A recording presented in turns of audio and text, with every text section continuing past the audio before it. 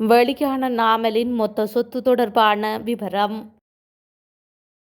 தலைவனை இழந்த ஈழத்தமிழர்களுக்காக குரல் கொடுக்கப் போவதாக விஜய் சூளுரை.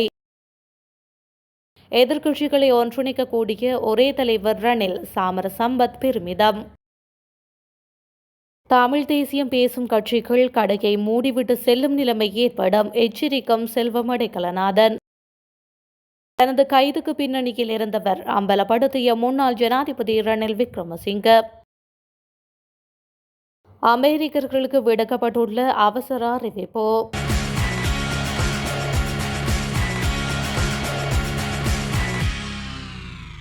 நாடாளுமன்ற உறுப்பினர் நாமல் ராஜபக்ஷவிடம் கடன்களை தவிர்த்து 74 மில்லியன் ரூபாய் நிகர சொத்துக்கள் இருப்பதாக தகவல் வெளியாகியுள்ளது. அவரால் சமர்ப்பிக்கப்பட்ட சொத்துக்கள் மற்றும் பொறுப்புகள் அறிக்கையில் உள்ள தகவல்களின்படி இவ்வாறு குறிப்பிடப்பட்டுள்ளது. நாமலுக்கு சொந்தமாக 3 நிலங்கள் இருப்பது அறிக்கையில் மேலும் சுட்டிக்காட்டப்பட்டுள்ளது. அதில் ஒரு நிலம் பெற்றோரிடமிருந்து பெறப்பட்டதும் எஞ்சிய 2 நிலங்களும் அவரால் வாங்கப்பட்டதுமாகும். அதில் ஒரு நிலத்தின் மதிப்பு 55 லட்சம் ரூபாய் என மதிப்பிடப்பட்டுள்ளது.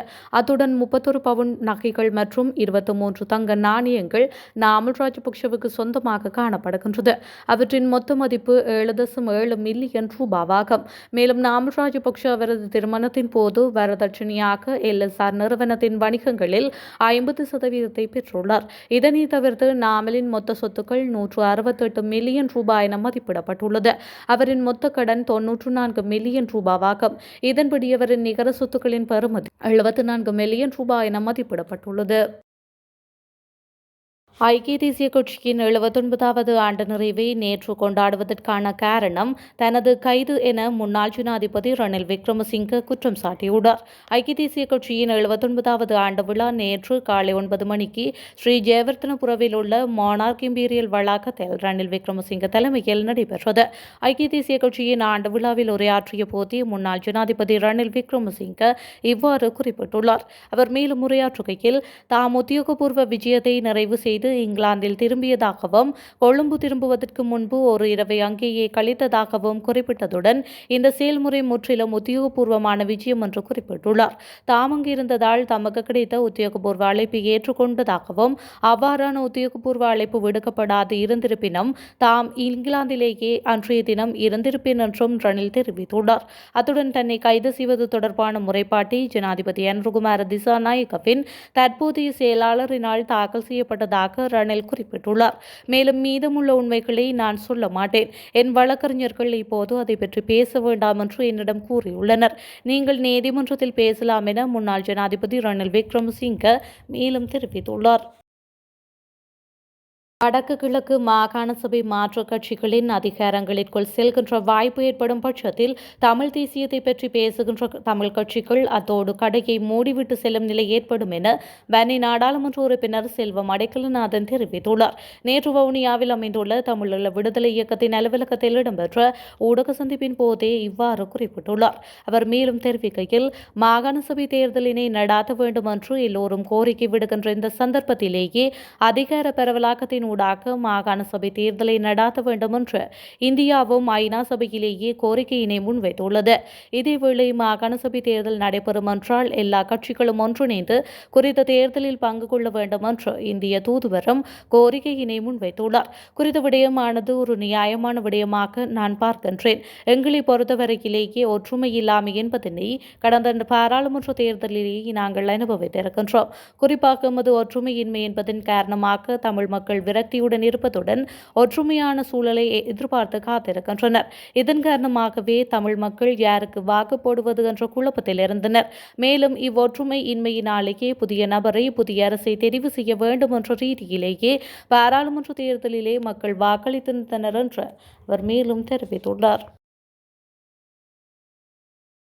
எதிர்க்கட்சிகளை ஒன்றிணைக்கக்கூடிய ஒரே தலைவர் முன்னாள் ஜனாதிபதி ரணில் விக்ரமசிங்கவே. அவரை தவிர யாராலும் இதை ஒன்றிணைத்துக் கொண்டு செல்ல முடியாது, அதில் நம்பிக்கை கொள்ளவும் முடியாது என்று நாடாளுமன்ற உறுப்பினர் சாமர சம்பத் தசநாயக்க தெரிவித்துள்ளார்.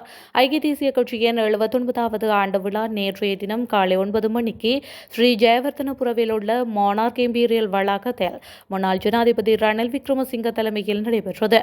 அதில் கலந்து கொண்டு உரையாற்றிய நாடாளுமன்ற உறுப்பினர் சாமர சம்பத் தசநாயக்க இவ்வாறு தெரிவித்துள்ளார். தொடர்ந்தும் அவர் உரையாற்றுகையில் இதையே மெனோ கணேசனின் உரையிலும் குறிப்பிட்டார். பலரும் அதையே குறிப்பிட்டனர்.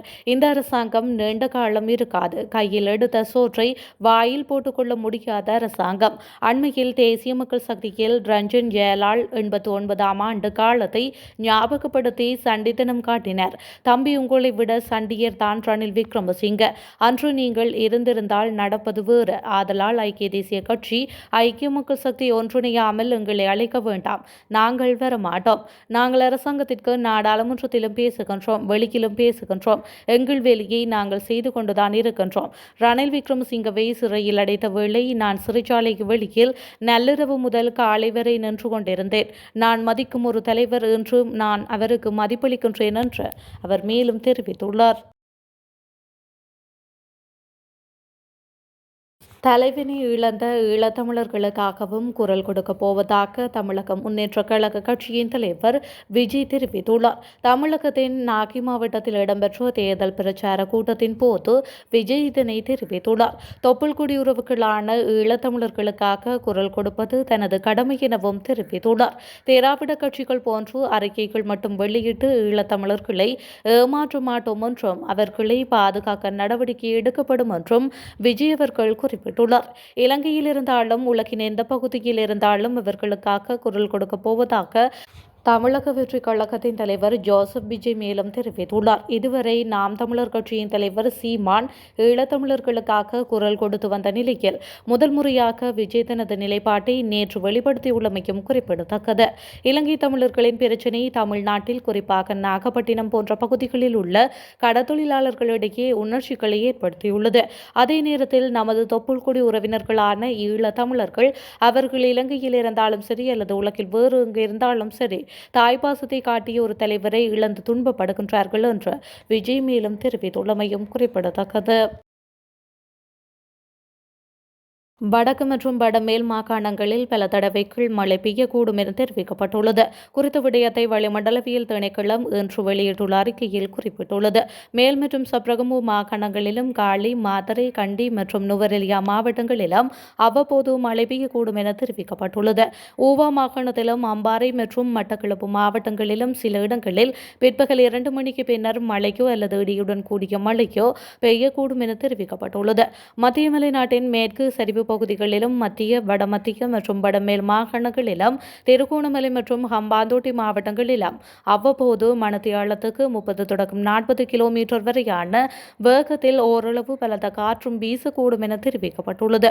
மேலும் இடியுடன் கூடிய மழை பெய்யும் போது தற்காலிகமாக பலத்த காற்று மற்றும் மின்னல் தாக்கத்தால் ஏற்படும் சேதங்களை குறைக்க போதுமான முன்னெச்சரிக்கை நடவடிக்கைகளை எடுக்குமாறு கோரிக்கை விடுக்கப்பட்டுள்ளமையும் குறிப்பிடத்தக்கது. H1B விசா வைத்திருப்போர் 14 நாட்களுக்கு அமெரிக்காவை விட்டு வெளியேற வேண்டாம் என முன்னணி நிறுவனங்கள் வலியுறுத்தியுள்ளதாக சர்வதேச ஊடகங்கள் செய்தி வெளியிட்டுள்ளன. அமெரிக்க ஜனாதிபதி டொனால்ட் ட்ரம்ப் கடந்த ஜனவரி மாதம் பதவியேற்றது முதல் பல்வேறு நடவடிக்கைகளை எடுத்து வருகின்றார். இந்த நிலையில் அமெரிக்காவில் தங்கி பணிபுரியும் வெளிநாட்டினருக்கு வழங்கப்படும் H1B விசா விண்ணப்பிக்கும் முறையில் கட்டுப்பாடுகளை சில நாட்களுக்கு முன்பு அவர் விதித்துள்ளார். அதிக திறமை உள்ள பணியாளர்களுக்கு முன்னுரிமை அளிக்க வேண்டும் என அவர் உத்தரவிட்டுள்ளார். இந்த நிலையில் H1B விசாக்களுக்கான விண்ணப்ப கட்டணத்தை $1,00,000 என்ற ரீதியில் உயர்த்தி டொனால்ட் ட்ரம்ப் அதிரடி மாற்றத்தை கொண்டு வந்துள்ளார். H1B விசா விண்ணப்ப கட்டணத்தை $1,00,000 உயர்த்தும் உத்தரவில் ட்ரம்ப் கையெழுத்திட்டுள்ளமையும் குறிப்பிடத்தக்கது.